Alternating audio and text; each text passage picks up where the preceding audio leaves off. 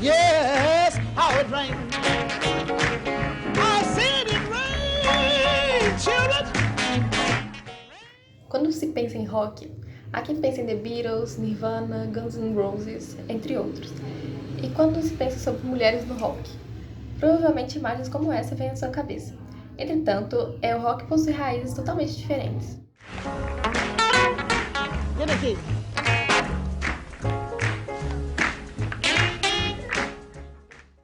Quem foi ela? Nascida em 20 de março de 1915, em Cotton Plains, Arkansas, Estados Unidos, Rosetta Nurbin marcou a história em diversos aspectos. Como mulher negra, Rosetta revolucionou o cenário cultural dos Estados Unidos segregacionista. Uma figura tão autêntica e à frente do seu tempo, apresentava-se sempre impecável e transparecia sua presença forte e impetuosa, com uma voz ainda mais notável. Mesmo assim, fala-se com mais reverência daqueles que se inspiravam em Sister Rosetta Tharpe. Rosetta era cristã e evangélica e atuava musicalmente na sua igreja. Em uma frase dita por uma religiosa da sua igreja, ela dizia: "Era como se Deus estivesse nela e ela estivesse conversando com ele, não como um humano." O primeiro contato de Rosetta com a guitarra foi aos 6 anos de idade. Fascinada com o instrumento, a guitarra acompanhou ao longo da sua jornada e tornou-se parte da identidade da musicista. Entretanto, apesar da segregação estadunidense do século XX, Rosetta quebrou paradigmas e alcançou um alto patamar, mesmo sendo uma mulher negra nos Estados Unidos em um contexto extremamente preconceituoso. Devido à sua religiosidade e sua composição única, letras espirituais que combinavam com a guitarra, a instrumentista encantou diversas pessoas, sendo essas da igreja ou não, além de influenciar diversos indivíduos a acompanhá-la no segmento religioso, visto que a sonoridade da guitarrista tocava até mesmo as almas dos ouvintes. Rosetta possuía uma leal preferência por temas religiosos em suas letras.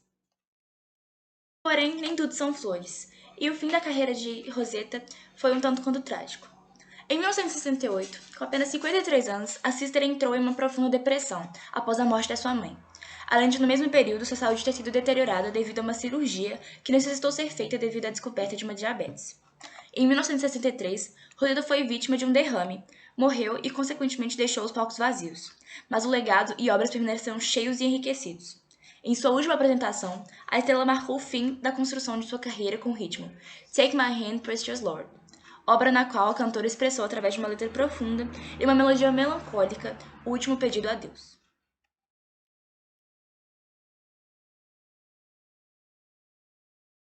Rosetta, que possui uma voz maravilhosa e um ritmo fervoroso, foi além dos altares. Em 1938, ela assinou um contrato com a Decca Records e aí, assim ela se tornou a primeira mulher gospel a adquirir tal feito. E desde então, ela expandiu seu talento, mostrando ele ao mundo através de músicas de grande sucesso como Strange Things Happening Every Day, que é uma música que foi lançada no fim da Segunda Guerra Mundial e que exprime sentimentos de liberdade e esperança relacionados àquele contexto. Além disso, a Rosetta foi a primeira mulher gospel a entrar para os top 10 da Billboard, e esse foi um feito que ela conseguiu repetir mais tarde durante sua carreira. A popularidade da Rosetta foi tão grande que ela reuniu 25 mil pessoas em um estádio para o seu casamento. E apesar disso tudo, nem tudo são flores, a Rosetta foi uma grande vítima do racismo e recebia também críticas às suas músicas consideradas mundanas, principalmente pelo público mais rígido da moralidade cristã. A Rosetta quebrou convenções de gênero e raça sem abandonar suas raízes e sua fé, sendo conhecida por frequentemente, durante suas apresentações, olhar para o céu como se estivesse se comunicando com Deus. E apesar de ter criado o rock, até hoje a Sister Rosetta não tem seu nome gravado no Hall da Fama e nem as músicas de sua autoria conhecidas através do mundo todo. Já o ritmo rock, quem desconhece? Mas afinal, qual foi a sua influência a outros artistas, já que a gente está falando tanto disso aqui? Rosetta deixou uma base de influência para muitos que vieram depois, como o próprio Elvis Presley. Mas também foi uma figura de referência para pessoas como Little Richard, Johnny Cash, Carl Banksin, Chuck Berry e Jerry Lee Lewis. Sobre esse assunto, vamos deixar aqui um trecho do rios da atriz e criadora Érica Ribeiro, que foi uma das inspirações e fontes desse vídeo.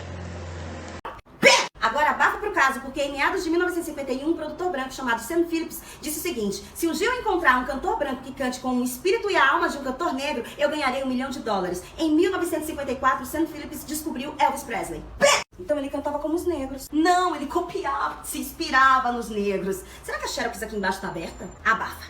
Enfim, a primeira canção de rock que Elvis gravou, que na verdade era uma regravação, foi a música That's Alright, de Arthur William Big Boy Crudup, que morreu sem ganhar 1 centavo de royalties. E nessa altura os artistas negros já tinham comprovado o potencial do rock and roll. Abafa. E enquanto Elvis popularizava o rock e a própria imagem, os artistas negros da época eram boicotados e rejeitados pela indústria. Bem, você tem razão, era muito mais rentável para eles se apropriar e associar um ritmo tão potente com a imagem de uma figura que era aceita socialmente. E muitos irão argumentar dizendo que era impossível acreditar uma única pessoa pela criação de algo que é tão popular.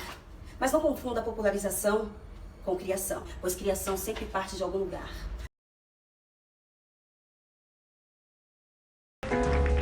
Olha!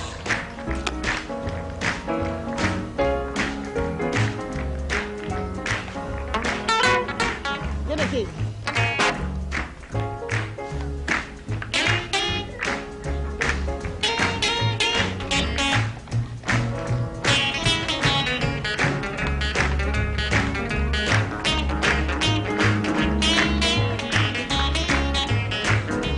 Didn't it rain, children?